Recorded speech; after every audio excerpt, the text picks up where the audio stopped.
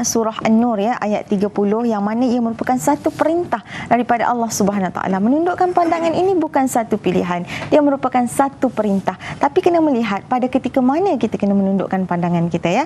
Qul lil mu'minin, itu adalah satu panggilan Allah kepada orang-orang lelaki yang beriman. Qul lil mu'minin, Allah seru wahai laki-laki yang beriman ya. Katakanlah wahai laki-laki yang beriman, supaya laki-laki ini menundukkan pandangan. Itu perintah yang pertama, tundukkan pandangan. Yang kedua, memelihara kemaluan mereka. Itu yang kedua. Kerana itu, demikian itu adalah lebih suci untuk mereka. Allah tahu bila tunduk pandangan, pelihara kemaluan, itu lebih suci untuk hati-hati mereka. Sebab kalau kita memandang pada mulanya, katakan memandang saya lah ya, pada mulanya pandang sebab ilmu. Tapi bila hati itu dah tergerak perkara yang tidak baik, maka lebih baik jauhkan diri daripada memandang. Dengar je. Dengar je. Jangan tutup TV pula. Jangan tutup TV, dengar saja boleh itu. Sebab yang saya ni bercakap ni daripada mulut saya ya. Jadi insya-Allah tidak ada masalah. Dan Allah menyebut juga dalam ayat ini, sesungguhnya Allah mengetahui apa yang kamu perbuat. Allah tahu apa yang kita bisikkan dalam hati kita. Jadi kalau nak memandang ini, ia merupakan satu perintah Allah Subhanahu Wa Taala, boleh pandang atau tak boleh pandang. Jaga-jaga, contohnya kita buka TV nak tengok TV, tapi kalau datang drama-drama, datang iklan-iklan yang tak sepatutnya pada ketika itu, contohnya kaum lelaki pandang iklan shampoo tapi dedah-dedah rambut, dedah-dedah aurat, maka pada ketika itu tak ada keperluan untuk lelaki memandang. Maka alihkan pandangan, istighfar pada ketika itu. Yang perempuan pun sama. Kalau pandang-pandang, alamak handsome-nya, lebih handsome daripada lelaki aku, hidung dia mancung lah pula. So alihkan pandangan pada ketika itu, istighfar. Sebab Allah mengetahui apa yang ada dalam hati kita.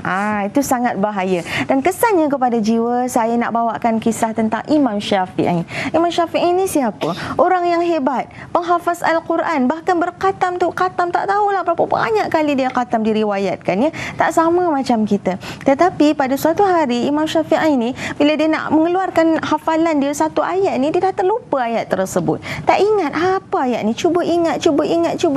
Tak dapat tahu apa ayat Al-Quran ni. Berjumpalah dia dengan tuan guru dia. Dia bertanya, wahai tuan guru, tak tahu kenapa saya boleh jadi lupa ni, diriwayatkan begitu. Jadi bila tuan guru dia tanya, ada tak engkau melakukan apa-apa dosa hari ini? Sebab tuan guru dia kata bahawa hati tu ya, kalau ilmu tu dia tak akan sampai pada hati yang gelap. Hati yang tak ada cahaya, ilmu tak akan sampai pada hati yang tak ada cahaya. Jadi Imam Syafi'i ni ingat apa balik dosa dia? Antaranya adalah dia ternampak saja, bukan nampak ataupun saya saja tengok, ternampak saja tumit kaki seorang wanita yang bukan mahram. Itu baru kecil ternampak. Kita hari ini bukan ter saja, dah pandang sekali, tapi Rasulullah kata tak boleh pandang dua kali, pandang lama-lama sekali. So sebenarnya itu bukan satu permainan dalam Islam, itu satu perintah. Dan kesannya hati kita bila kita ibadah itu jadi tabiat. Semayang jelas, semayang. Tetapi mulut tak boleh jaga. Hati tak bersih, hati tak tenang, hati gelap, fikiran rasa kusut, rasa tak boleh nak buat apa-apa langsung. Dan rezeki jadi tidak berkat. Itu kena jaga. Okeylah, itulah kata apa daripada Puan Laila, nasihat-nasihat cukup berguna ya. Ingatlah wahai laki-laki semua, terutama laki-laki lah ya, yang suka tengok yang dahi licin ni kan, hidung mancung dan sebagainya.